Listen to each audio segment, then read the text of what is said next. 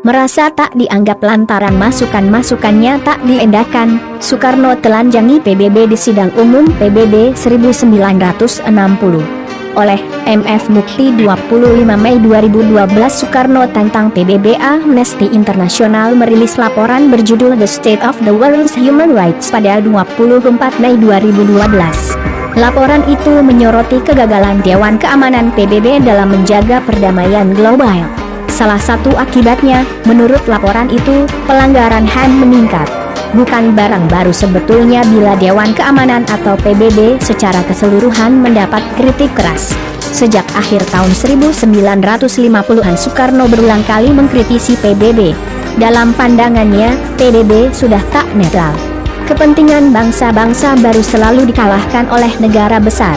Soekarno memberi contoh, PBB tak menghukum Amerika Serikat, Inggris, atau negara besar lain yang mencampuri bahkan mengganggu urusan dalam negeri negara lain. Dewan Keamanan yang seharusnya mencegah peperangan justru sering menghasut peperangan, kritik Presiden Soekarno dalam sidang umum PBB 1960. Advertising dalam sidang umum PBB 1960 Soekarno mengucapkan pidato To Build the World Anew. Ada 5 kritik yang dihadirkan Soekarno kepada PBB. Pertama, Sekretariat Jenderal PBB berada di tempat yang tak netral, AS. Dia harus dipindahkan ke Jenewa, Asia, Afrika atau tempat-tempat lain yang berada di luar konflik kepentingan. Kedua, PBB lahir dalam keadaan masyarakat dunia yang baru terbebas dari ketakutan perang. Akibatnya, menurut Soekarno, banyak piagam PBB mencerminkan konstelasi politik dan kekuatan saat ia lahir sehingga tak mengakomodasi realitas global yang berubah begitu cepat.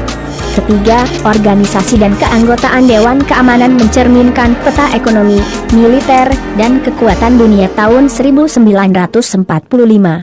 Negara-negara besarlah yang menentukan perang dan damai, Soekarno menyarankan. Karena itu keanggotaannya harus dibuka untuk negara berkembang. Keempat, Sekretariat PBB perlu ditinjau ulang.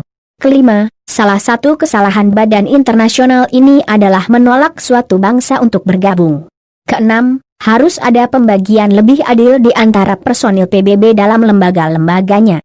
Orang-orang yang hadir dalam sidang itu terkesima.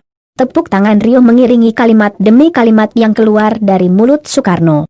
Mangil Marto Wijojo, Komandan Datasemen Kawal Pribadi, DKP, Resimen Cakrabirawa, ingat betul suasana saat itu. Sejak Soekarno memasuki ruangan, kenangnya dalam kesaksian tentang Bung Karno 1945 sampai 1967, para hadirin bertepuk tangan. Di PBB yang terdiri dari bangsa-bangsa di dunia ini para pemimpinnya berkumpul di New York, dibikin oleh Bung Karno menjadi pendengar yang baik, yang tekun, yang sungguh-sungguh, seperti kalau Bung Karno berpidato di depan rakyat atau para pemimpin Indonesia di tanah air tercinta. Namun, PBB yang dimotori negara-negara maju tak menghiraukan teriakan Soekarno. Mereka seakan malah menantang. Perestuan penyatuan Kalimantan Utara dengan Malaya menjadi salah satu tindakan yang membuat Soekarno kian muak terhadap PBB. Soekarno sendiri kian gencar mengusung gagasan pembangunan dunia baru. Bersama negara-negara seperti RRT, Vietnam, dan Korea Utara, Indonesia memidani Conference of New Emerging Force, CONEFO. Puncaknya, Indonesia keluar dari keanggotaan PBB pada 20 Januari 1965. Bila keadaan sudah berubah, pasti Indonesia akan kembali, ujar Soekarno.